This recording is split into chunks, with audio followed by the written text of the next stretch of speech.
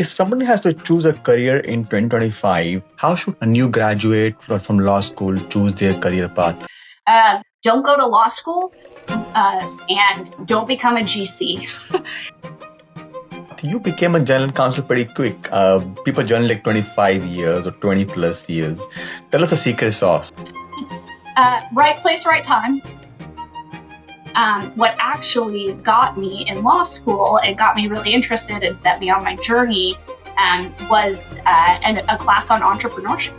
And so it was taught by a business school professor who had this wacky idea that maybe some of the lawyers could be entrepreneurs and could be business leaders in the future. And so why don't we teach them about entrepreneurship? When I took that class, that's really what resonated with me. What mistakes have you made in your career? Oh my gosh, so many. I don't think we have long enough. And how much of trust do you have on these AI tools currently in 2025? How much trust? And if, let's say, you have to fire somebody, how do you handle those conflicts when you have to, let's say, let go somebody? Gosh, that's a tough question. Celaena, thank you for joining in. Yeah, of course, great to be here. Celaena, I saw that you have a beautiful journey in which started your career as a young lawyer from law firms and moved on to in-house and now became a general counsel in Seismic. Tell me, how does a good lawyer become a great general counsel?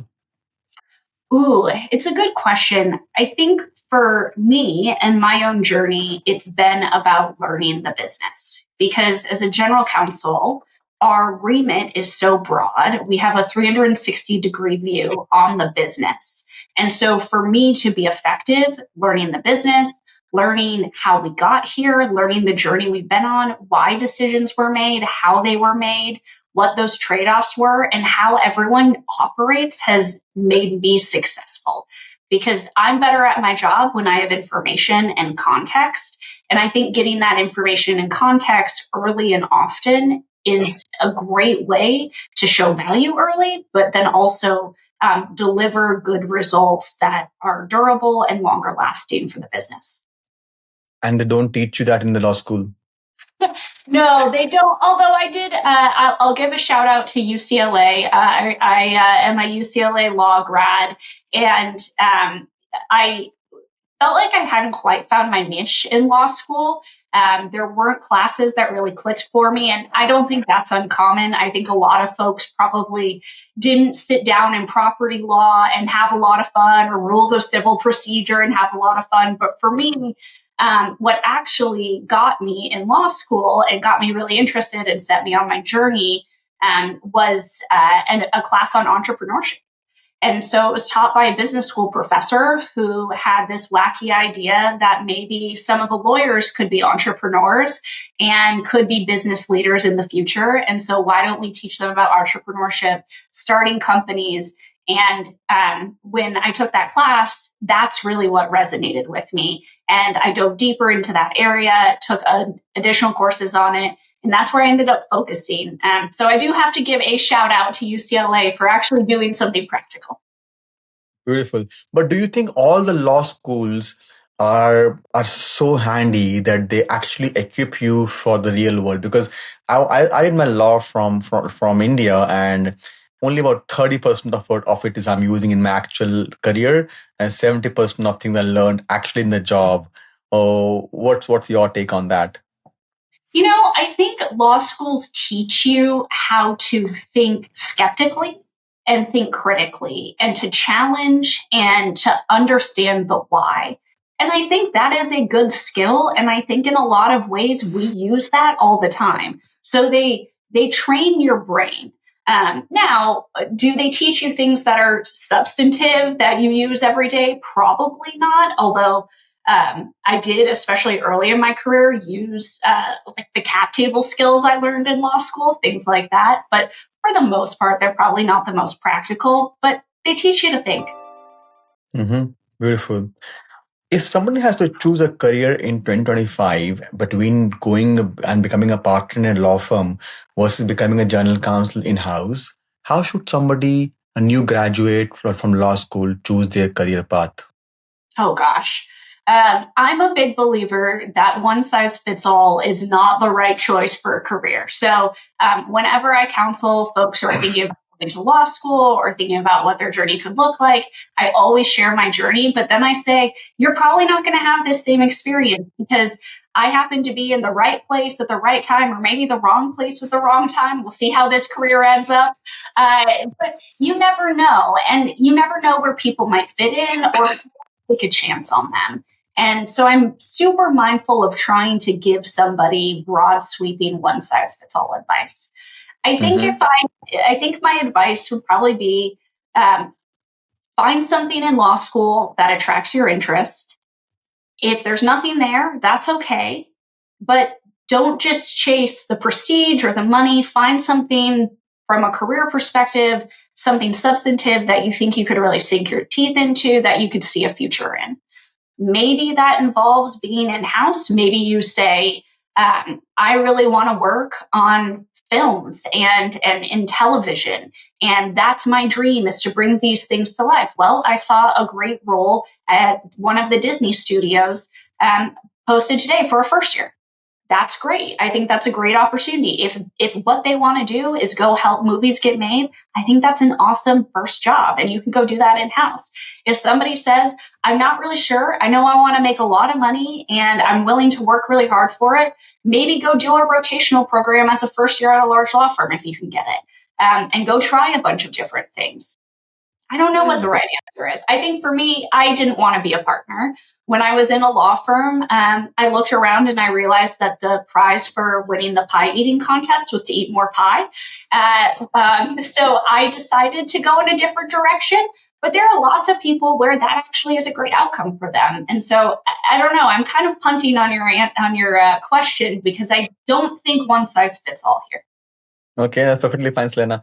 But I know when I saw your career path, you became a general counsel pretty quick. People generally like 25 years or 20 plus years. Tell us the secret sauce. Right place, right time. Okay. I think, yes, my career has been a rocket ship. I probably don't look like your typical GC. I became a GC as a fifth year associate. So I was at a law firm. I was at Gunderson Detmer, where I represented all sorts of different startups, as well as scale up companies. So think, a couple of folks in a garage with an idea of forming a company all the way to exit and IPO. And while I was there, I mentioned I didn't think I wanted to be a partner after a little while of doing the job. And so I started to look at what going business side or what going in-house would look like. And Seismic happened to be a client, and they didn't have a GC. They didn't really have a legal department. I kept telling them, you need a GC, you need a GC. They were over 100 million in ARR. I sent them all of these incredible resumes. Think those 20 plus year GCs who had taken companies public or sat on public company boards. And I did this for years trying to help them. And eventually they called me and they said, you know what, you were right. We need a GC, but the only person we want is you. So I switched. We had gone through a lot of really crazy transactions. My CEO was a fan of coming up with an idea that would be really, really hard and then seeing how fast I could do it, I think. But we did a lot of crazy things together. And I think through that, they saw somebody who was creative and had a lot of grit and determination and said, that's what we want in our people. And maybe she hasn't done this exact job before, but she's done a lot of hard things. And so we think she could do this. And they took a bet on me, and I'm very appreciative of that. Oh, beautiful. That's so great. That's so great. So if you have to choose the toughest challenge of your career so far and how it changed you as a lawyer and a person, what comes to your mind? Ooh, I think that there have been a lot of challenges that I faced along the way. I think every career has those. I have done some really difficult transactions. I won't go into great detail there. Maybe one day I could write a book on some of the crazy things that I've done. And those are really challenging because in the transaction, you're incredibly stressed out. And like I mentioned before, law school teaches you how to think like a lawyer. I think part of that is just being neurotic and paranoid that you made a mistake and constantly worried that something you do is going to ruin everything. And so I think that sort of internalization of I'm in a high stress situation, I can't mess this up, and the pressure that put on me was very difficult. But I look back and I think, dang, I was tough as nails and I rocked that. So I think there have been those situations where in the moment it was so difficult and so challenging and the pressure was so high. But when I looked back, I thought, yeah, I earned my stripes on that one and I'm a tougher person for it. Beautiful, beautiful. You mentioned about stress and also about the partners and not you didn't want to become a partner in a law firm. One of the advice that I got was, Amit, make sure you do not pay too much for your money. Now, do you think lawyers in the US are paying too much for their money? This one's tough. I do see, the rates go up and I want to scream and I want to reach through my screen and strangle the partners who thought that charging $1,000 an hour for first years to do doc review was a smart business decision. I do think that is insane. We've all, I've been a baby lawyer. I am deeply sympathetic to the plight. You're nervous, you're learning your skills. But I think it's ridiculous to assume that clients are willing to pay for the on the job training at such a steep rate. I'm not okay with that. On the flip side, though, there are folks who I am willing to pay a premium to spend an hour with them. And that's because I know in that hour, they will teach me so much. They will do it in a way that's organized, that is deeply practical, that resonates with my business, that in that hour, let's say it's a high end partner at a large law firm, and I'm going to pay $2,000, which by the way is still insane. But let's say that's the situation. If I can utilize that person and get $2,000 and get the knowledge and the training and the skills out of them in an hour, I'm okay with that because there are some folks. But I think this is what makes the legal profession tricky is it comes down to the person, and it has to be the person that's worth it. And it's hard to find those people. You do a lot of vetting, you do a lot of conversations. It's a services business, and so they've got to be worth the time, my time. They've got to be worth that billable rate. Hmm. And what about stress levels in the law firms versus stress level in house? What are the sacrifices lawyers have to make to grow in their career? Uh, I don't. I think I have a lot of very stressful times at a law firm. That sort of like transaction specific stress and that constant. Oh no! What if I make a mistake? Um, I don't know that my stress level has gone down. So sorry to all the lawyers who are thinking about going in house. Don't become a GC. I think my stress level has only gone up, but it's different. The stress is not what if I have a typo here and what if my drafting isn't perfect. The stress is how am I running this business and am I doing right by the people who work here? Am I delivering shareholder value? Are these big decisions that I'm making on, frankly, a pretty regular basis? Am I doing the right thing here? Are my decisions correct?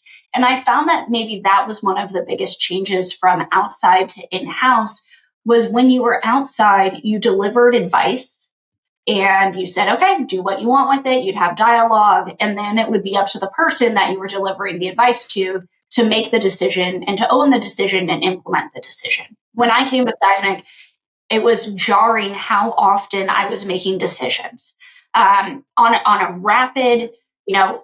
rapid fire, imperfect information basis. We were just moving so fast, and we needed, frankly, people to make decisions. And that was a big change in operating. And I think particularly in those early years, I was making a lot of decisions, and I was going from a role where you weren't decision heavy to a role where that, frankly, was my job. And I think that took a bit of change. And I think that's where the pressure and the stress was. Okay. What mistakes have you made in your career? Oh my gosh, so many. I don't think we have long enough. Um, I think broad strokes, I think when you have the career that I've had and it has moved very quickly, there's an element of not being able to stop and pause and evaluate. Is this the right step? Am I in the right place? Am I doing the right thing? It's always been sprint, sprint, sprint. And so, as I think about my journey, and of course, there's little things. Oh, you know what? I probably shouldn't have hired that person, or I think that was the wrong fit, or ooh, I approved that, and maybe I shouldn't have approved it. There's all that happens all the time. I think my view is to give a lot of grace. The best thing I can do is make a decision. Most of the time, my decision is going to be the right one because I made a decision. But I think where I've done myself a discredit is actually trying to sprint at every step of my career instead of taking those moments to pause and reflect. I graduated undergrad in 3 years because I thought that was the right thing to do. I went straight to law school and I took it really seriously and I focused on grades, and all of that ended me up where I am, but I'm not, but maybe I should have paused and taken a moment to look around and to take a breath and to do something fun. Hmm. Okay. And if you had to give an advice to your younger self, Selena, what advice would you give yourself? Oh, gosh, not to take myself too seriously. It Hmm. is, all of those things, all of that. I got to be the best, or I have to really be top notch, or nobody will trust me, or I won't be able to have a seat at the table unless I'm really serious. Uh, I think I think I needed to loosen up, especially when I was younger. I think I'm a much more relaxed person now, despite the increased stress level. But I think when I was younger, I was very worried about what the future would hold. And if I could reassure my younger self that the future actually looks really bright and you're going to do a great job, I think she would have had more fun. And why do you think, where did this belief come from? Like the be perfect belief. I think that's just life. I think I was just wired that way as a kid. I always wanted to be the best. I think there's probably a separate topic with my therapist about why that was. But I think I just always wanted to be the best. I wanted to be able to be the person who, when she walks into the room, people respect what she says. I think I still want that, by the way. That doesn't change. I think the only thing that changes is I want to step into bigger and badder rooms and have that be the case. But I think for me, that's always been motivating to be that person who's respected, whose voice is respected. I care a lot about that. And do you think it comes from a role model that you have been following? Is that should lawyers have role models and then try to emulate that kind of life and perspective? Everyone should have role models. Hmm. Funny enough, I don't know that I ever had like one role model. I think I had different people that I looked at and had a lot of respect and admiration for different things. So maybe I saw somebody who was able to have that presence, who walked into a room and everyone looked and trusted what she had to say. Or somebody whose career I think has just been really impressive, or somebody who I think has been able to have maybe more of that relaxed, nonchalant balance with a really impressive career, or somebody who's achieved greatness at such a scale that I could only ever dream about. I think that there are all those folks in our lives and that we see around us. And so for me, I don't know that there was one necessarily who drove me, but certainly probably a pantheon of role models or people to idolize and Hmm. Interesting. And are you now currently mentoring and guiding and coaching younger junior lawyers? yeah, I talk with younger junior lawyers. I also have mentors that are not lawyers. I Hmm. actually would recommend for lawyers in particular to get mentorship from folks who are in a different career path from them, from folks who have taken different paths. I think that other perspective is really valuable. I myself am the beneficiary of great mentorship over the years. And I wouldn't be here without the mentorship that I've been given. And that, by the way, continues today. I don't think I'll ever be done. And I try to pay that forward in talking with folks who are maybe a little bit earlier in their careers or in different roles and want to make a switch. Hmm. And what personal sacrifices have you made to grow as a lawyer? Um, I'm sure I've made a lot. There's certainly the social sacrifices, the friendships. I now have a fewer better model when it comes to my friends. I keep a tight knit circle of folks that I try really hard to maintain high quality relationships with. But the reality is, I have to keep that circle small because I can only devote so much time and energy. Certainly, I'm originally from Alaska. I don't get up there very often. I try to go once a year. All of those interpersonal things become sacrifices. I mentioned I graduated college early. Some of that was monetarily driven. College was expensive, and I needed to wrap things up. But some of it was I knew what I wanted, or at least I thought I knew what I wanted, and so I was ready to go for it. I probably could have taken another year and had more fun. Hmm. Hmm. And lawyers in who are, let's say, in their early careers, like 20s or early 30s lawyers, they are like working hard and just making those numbers and 2000 billable hours and 2500 billable hours. They are paying too much for their money. They're missing their event, their spouse birthday party or a kid's birthday party. They're paying too much for their money. Is that a culture issue in the US with lawyers? I mean, there's sort of that vicious cycle where you go to law school, you rack up a bunch of debt, and then you realize that the reason why you went to law school, which was maybe altruistic, or maybe you didn't really know why you were going to law school, but it seemed like the right thing to do, uh, forces you then to go into big law to pay off your debt. And so then you go to a firm where you're making a good amount of money, but then your lifestyle expands because you're working so hard. Suddenly you need all your food to be delivered because you can't go grocery shopping or you don't have time to cook.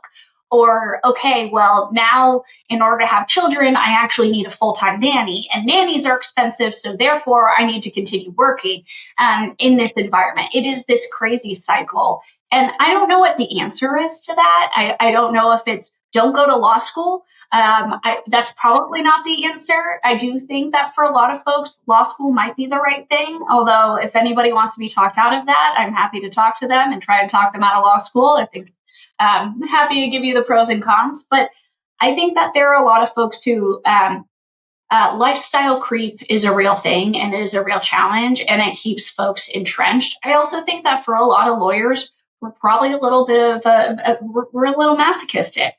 We commit to the grind. We want to show off how hard we're working. That was always the thing in law school, right? There were gunners who wanted to be front of the class, who knew everything. Those probably translate into really, really good lawyers.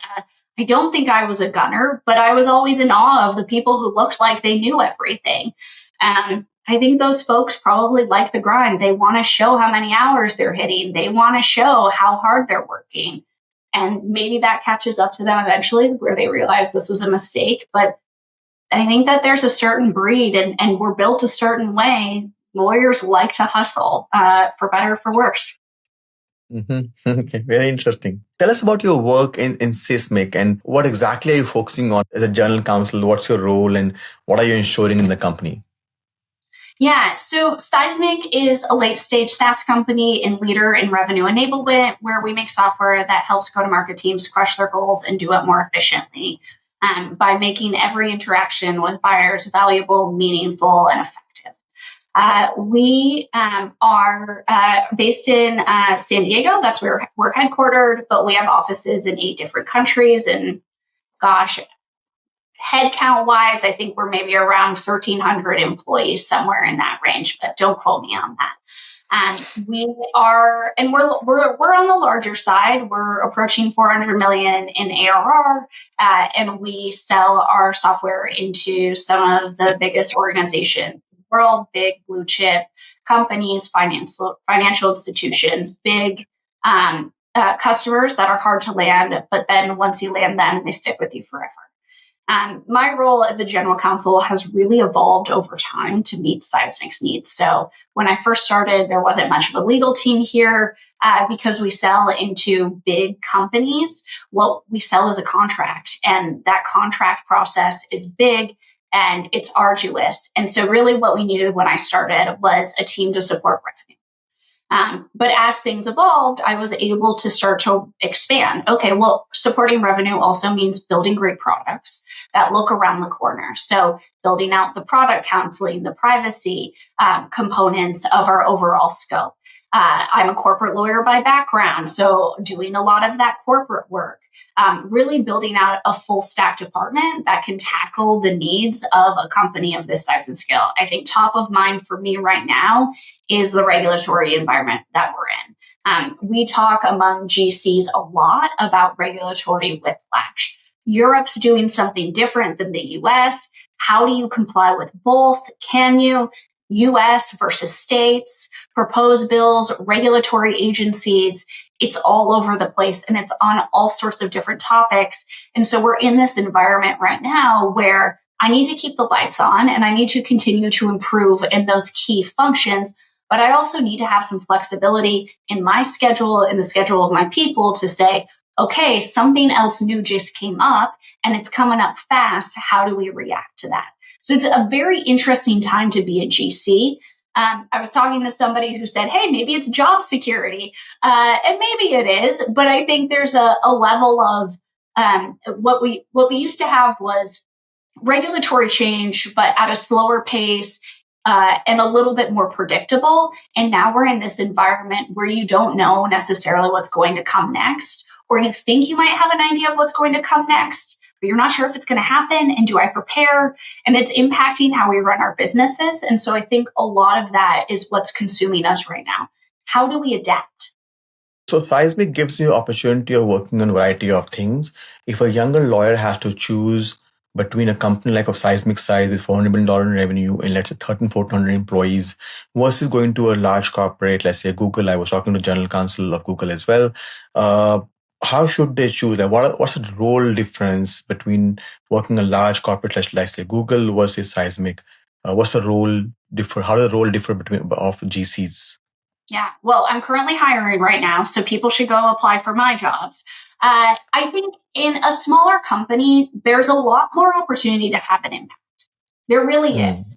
A lot of times, I am not the person who comes up with every single brilliant idea impacting the legal team.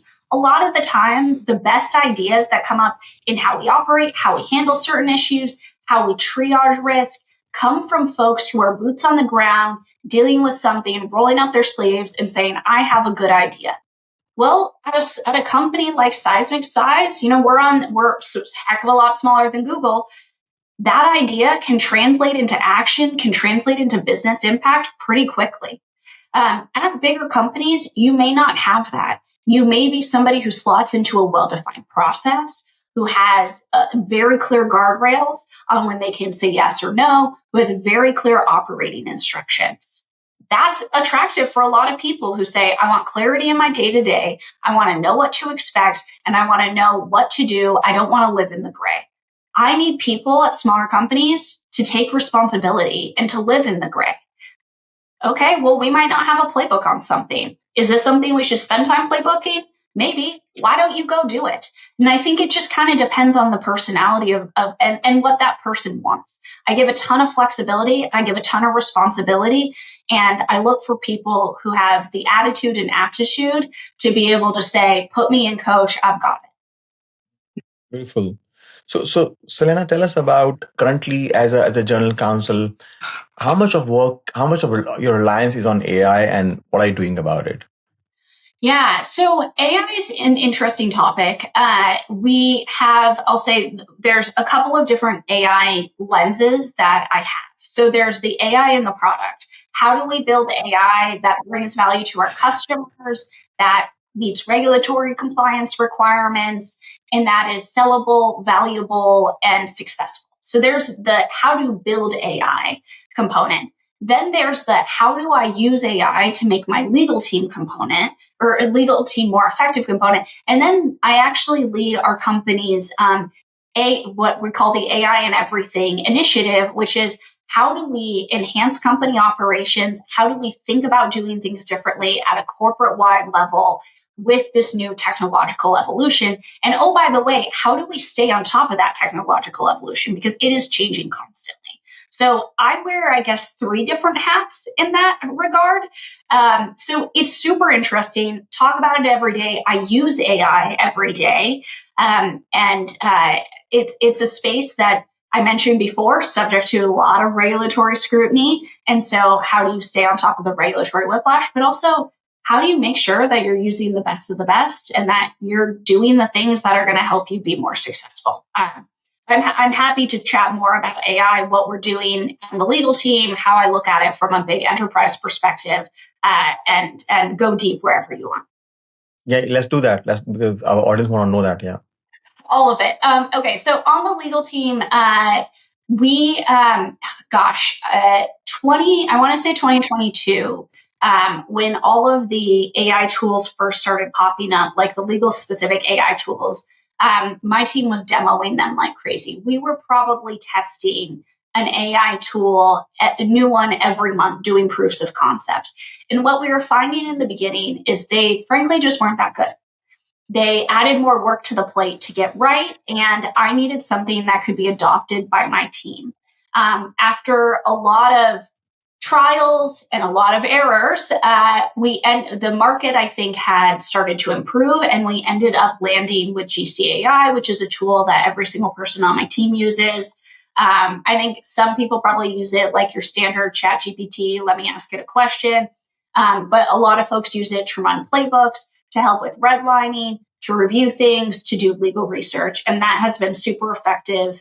I had a call, I was prepping for a call with a vendor, and I had reviewed their terms before and had an idea of what was going on with this vendor. There were some hot button topics, and I needed just quick bullet points. And so I fed it all into GCAI and said, okay, help me write some bullet points and think through these couple of topics. It had been something I had already been noodling on, but I wanted it there in front of me, more grounded.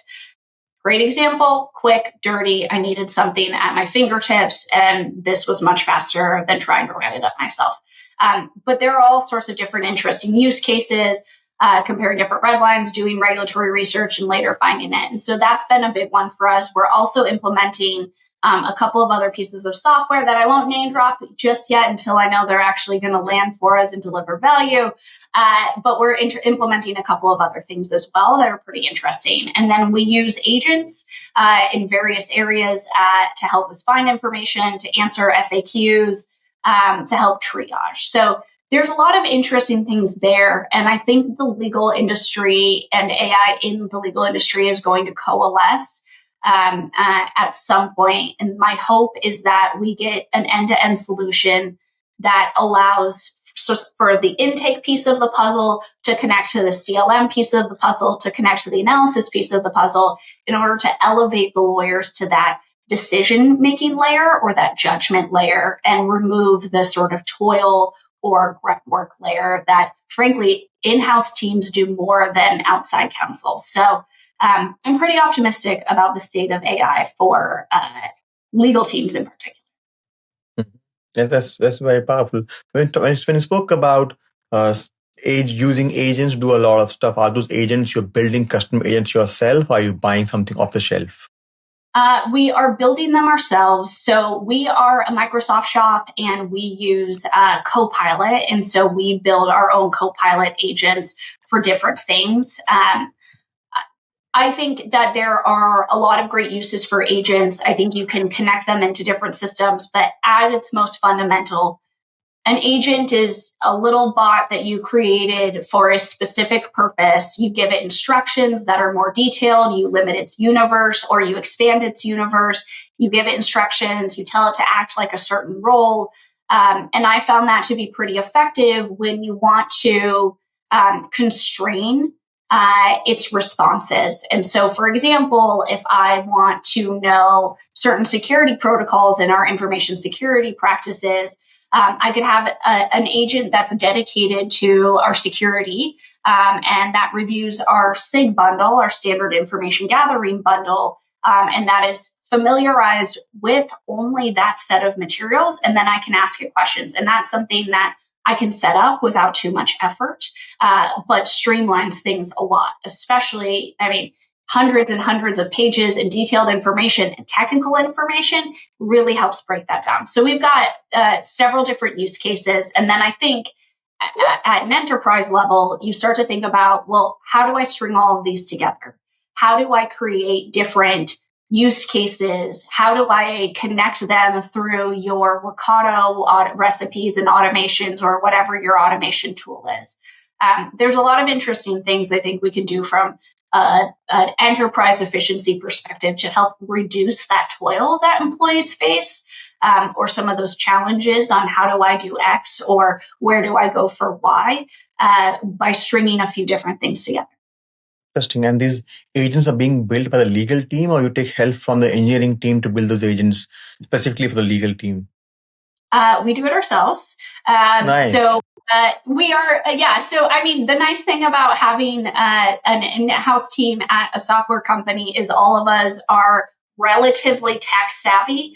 And so we can all do that ourselves. Now, if you want to take it to the next level and maybe integrate the agents with different systems and tools, then you will need to go to a technical expert, IT, engineering, business systems, whoever. But for some of the basics, we can do it ourselves. Mm-hmm. And since you are now so much equipped with AI and your teams are also very smart, tech savvy, building agents yourself, which a lot less legal team doing, by the way. Let me tell you that because I've spoken to almost 45 plus general counsel in the US. I had in podcasts with them. Do you think your reliance on the outside counsel will keep on reducing? Yeah, I mean, gosh, our outside counsel spend has gone down a lot.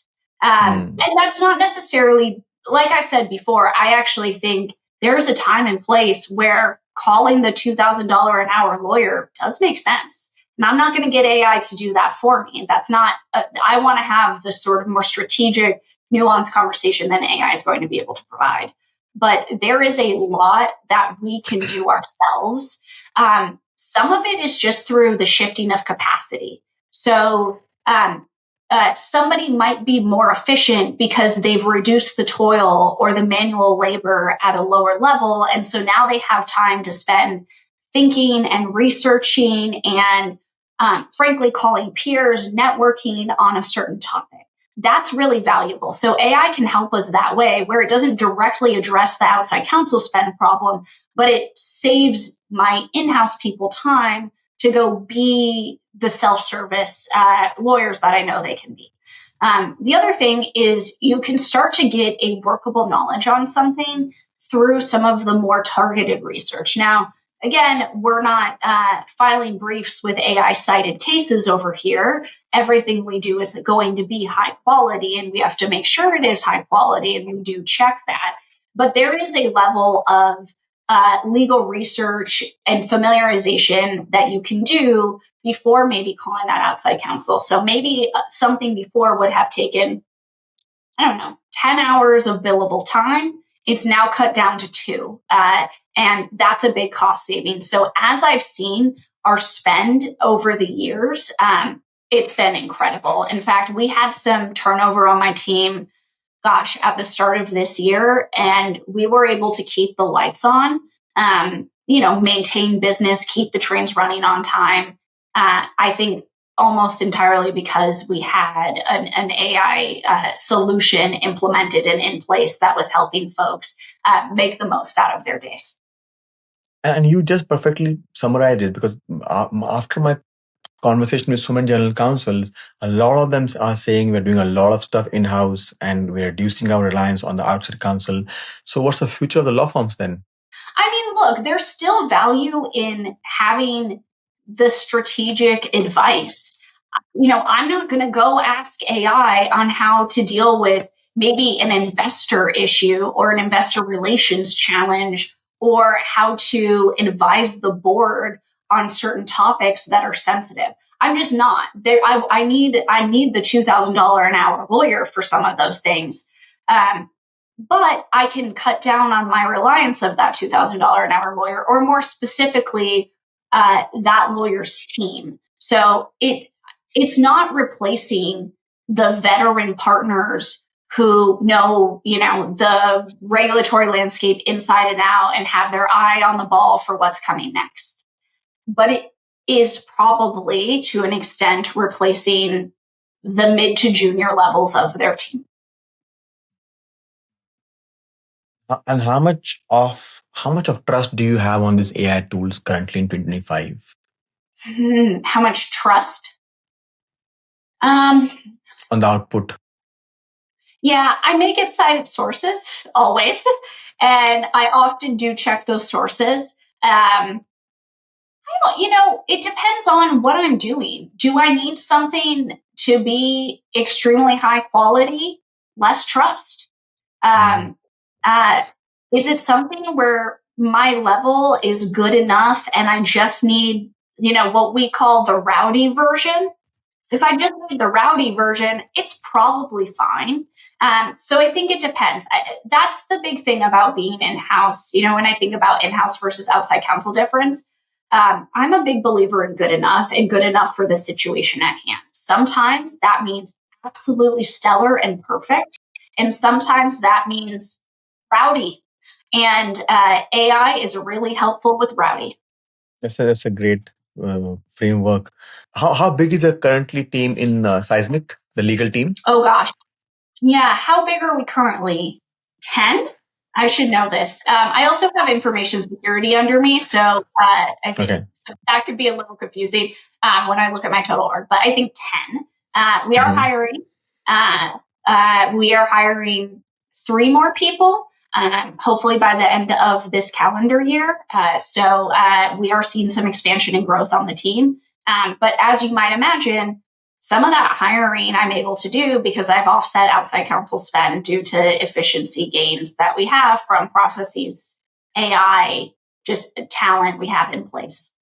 So are you hiring fresh law graduates or with some experience? No, we're hiring some non-attorney legal professionals, so contracts managers, as well as some more senior attorneys. So I like to do a mixture. I want those heavy hitter, been there, done that, got the t-shirt type of folks. But I also like to offset with folks who are a little bit more up and coming. But a fresh law grad is tough for me to hire. I wish that wasn't the case, but we're a fully remote company. And so managing somebody who's so new can be challenging in a remote environment. And I would really encourage fresh law grads to go to places where they can get more hands-on in-person training. Because when I was coming up, I think part of my career acceleration was actually the fact that I was the third associate in Gunderson Detmer's LA office, and we were all working in one room together. So there wasn't a call that happened or a deal that happened or an issue that came up that I wasn't involved in because I was sitting right there listening to everything. And that learning through osmosis was pretty impactful at an early career stage. So I would encourage folks who are just getting started to try and find an environment where they can absorb the knowledge from those around them. Mhm. But do you think since the first draft, the research, the basic level work can be done by an AI very easily, quickly, and that's what was being done by junior associates in the last few years? Do you think fresh law graduates will have difficulty finding jobs? Potentially, the work and the evolution of the work will take time to evolve, especially at larger organizations. So institutions that have been around for a long time have a certain way of doing things. They probably aren't going to phase out their junior level employees anytime soon. There might be less need for the junior level employees, but I think when you talk to senior leaders and when you talk to managers and you talk to law firm partners, there is a recognition that even if an AI can help phase out some of that junior level work, we still need a talent pipeline. We still need people who 20 years from now are going to be that veteran partner, who knows everything inside and out. So I think there's still a desire from folks in the industry to build a talent pipeline. It might be that that talent pipeline looks a little bit different, that instead of doing signature packets for hours on end for a deal, pulling an all-nighter to compile signature packets, they're doing things that are maybe more value add. Maybe the talent pool shifts upwards. Maybe we get better lawyers out of this. I don't know the answer yet, But I don't think we should write off junior lawyers or junior level employees because we're going to need that talent pipeline. And if somebody is listening to this conversation right now who is a fresh law graduate in this year or next year, how would you suggest they should start their career? What should they focus on in the world of AI? Mm.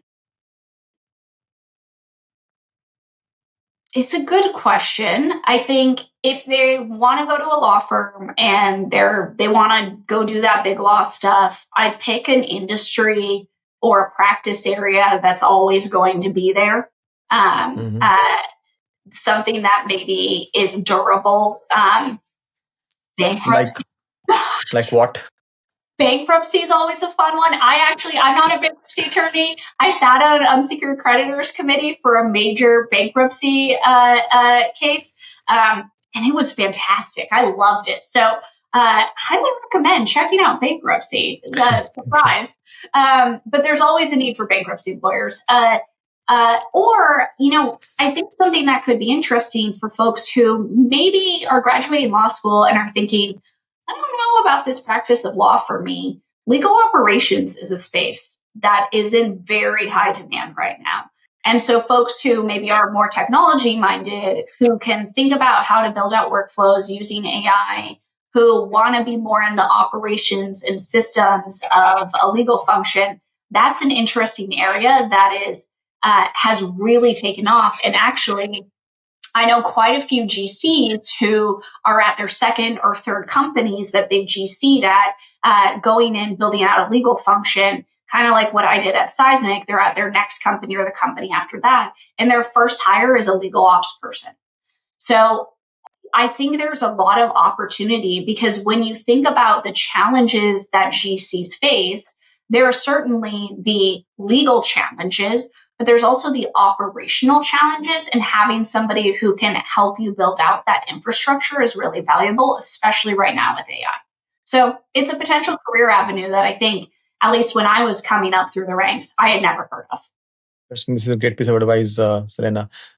Tell us, how do you handle work conflicts? Because you're talking to a bunch of internal clients, product teams, sales team, marketing teams. How do you ensure that you're with them and you're right? Oh gosh. That's one of the biggest challenges of being a GC is when you're at a law firm, you are the business, right? You bill the company of the firm revolves around your ability to please clients and high output. And if you're doing well, they love you. When you're in house, you're bottom of the stack. You've got salespeople who are the rock stars, the engineers who are the rock stars, the marketers who are the rock stars, and you're this back office function. And I'm being a little bit facetious, but in some ways it's true. I think for me, being able to add value early on was really important. And I was given opportunities to play to my strengths to make that clear. And of course, I came in already knowing the leadership team and the board. So I had a little bit of a in some ways, a home court advantage to making that value known. But for me, when I mentioned at the top of the call, get to know the business, this is a great example. I am adding so much more value if I know why the marketing team does certain things and I can talk to them. How do you operate? What are you trying to achieve? Okay, what do you have in place? What trade-offs have you made? And I think there's a successful dialogue there. And I think coming from a place of help me understand your perspective, lets people share their perspective. You learned something. Lawyers don't know everything, even though we often act like it. You learned something. They can educate you. And maybe at the end, you're still like, this is the wrong thing to do. But they feel heard, they feel seen, and you worked on something and probably came up with a solution together. I think what's not successful is when there's sort of somebody behind the curtain telling you how to do your job. That's not very fun. Nobody likes that. I think when you can pick up the phone and have a conversation and really lean in, it makes a big difference. One of Seismic's values is seek to understand. So, I try to embrace that as much as possible. Understand the perspective of the other person, understand the issue they're facing, understand the why behind all of this and what's already been tried. And then you can brainstorm a solution together. But I don't want to inflict, I want to enable. That's very powerful. Somebody told me that people want to work with you, uh, not when they understand you, but when they feel understood. So it's important that the people feel understood, and then they want to come and work with you. Tell us about the since you mentioned that your company entirely is 100% remote. How are you taking care of privacy and confidentiality and these issues as a GC? Yeah, so I should clarify, we do have offices all over. But I think most of our companies remote. Maybe 20% is near an office in the US. Internationally, we do have a stronger office presence, but across the US, we're primarily remote. Um, we do trainings. Part of our ethos is customer centricity, and to me, customer centricity means high security, high confidentiality, high data protection, high integrity. And so I emphasize integrity. We do, of course, lots of trainings, sometimes to meet regulatory requirements, but a lot of times because it's just the right thing to do. And so really instilling that ethos and that culture of integrity and responsibility of employee or with employees, I think is key to success when you're doing this in such a distributed environment. And of course, we have incredible information security practices as Mhm. Mhm. Tell us about what legacy you want to leave, Selena, when we leave this world. well. Gosh, that's a tough question. Um, I think that while I'm always happy to grab a mic and take center stage, I am a really good support player. I am an incredible cheerleader. I am an awesome teammate. I am really good at supporting the person. And so I think maybe that's what I want my legacy to be. Somebody who was impactful and helped others, somebody who made others feel good and who supported them during more difficult or challenging times, an incredible partner to my partner, and a great daughter to my mother, a good family member, a killer friend to all of my friends who needed me, and generally just a badass. What does success mean to Selena? I don't, I've been thinking about this question, and I don't know that I have a good answer because I think success looks different depending on the angle that you take it from. For me, success overall is probably living a rich life. And by rich life, I mean a life filled with rich experiences, rich relationships, high quality interactions and experiences, making lots of really good memories. Hmm. And for me, that also means developing in a career and achieving things in my career that offer that. Whether those rich memories exist in my job, for example, my ability to walk into a room and have my voice respected, that's really meaningful to me. That matters a lot to me. Interactions with folks who I never thought I'd be able to interact with, people I admire, those are rich memories and rich quality interactions. Or my ability to offer myself things outside of work. I have a ton of hobbies and I pursue them vigorously. I'm making up for some of that fun I probably lost in my early career. To me, that's what success looks like. I want to be able to be happy and do things that really resonate with me. That's so beautiful. That's very powerful. And if let's say you have to fire somebody in your organization, I'm sure you would have had those deals, and it conflicts with co- your wish to be a great person and a great supporter, a great mentor. How do you handle those conflicts when you have to, let's say, let go somebody? Yeah. I'm a big believer that not every person is right for every role at every company at every stage of life. Sometimes the Mm. company makes that decision and sometimes the employee makes that decision. Regardless, we cheer them on their next adventure. And to me, it doesn't help people to keep them in an environment where they're not succeeding.